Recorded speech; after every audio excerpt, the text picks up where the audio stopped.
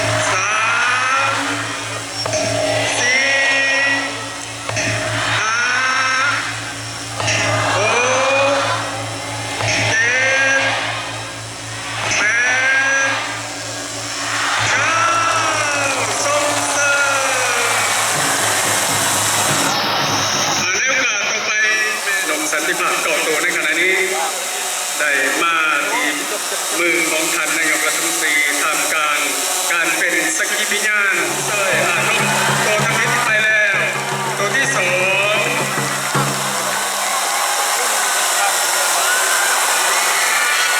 ตัวที่สาม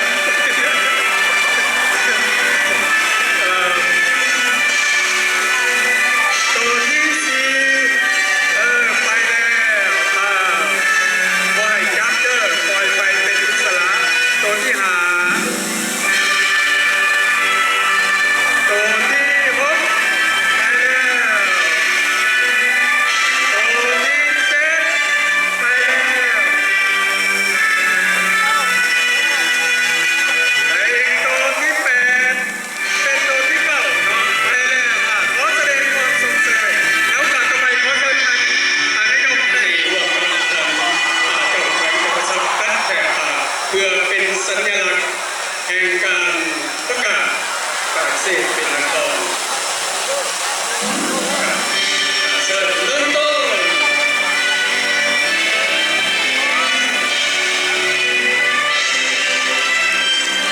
นั่นแหละขอเชิญปล่อยป้ายเป็นสัญลักษณ์ว่าเป็นที่ประกาศนครปากเสกตั้งวันที่31 เดือนพฤษภาคม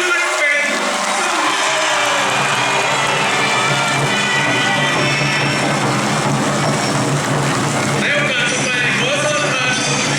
เปิดป้ายจำลองนครปากเสก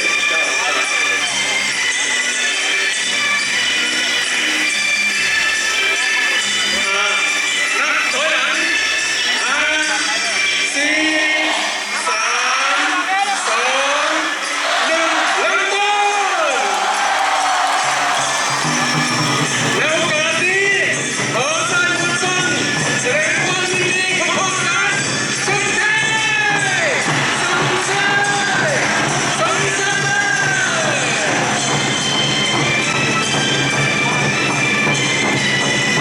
ขอเชิญลูกไฟเจ้าไฟและบ้างไฟมาร่วมแสดงความยินดีส่งใจและก็เป็นบรรยากาศอันยิ่งใหญ่ให้แต่การนำพาสละสงสัยของมันมาสู่ที่มันว่าสร้างเมืองปากเสกได้รุดพ้นจากแล้วก็เป็นเมืองในการเป็นนครนับแต่เวลาที่จะต่อไป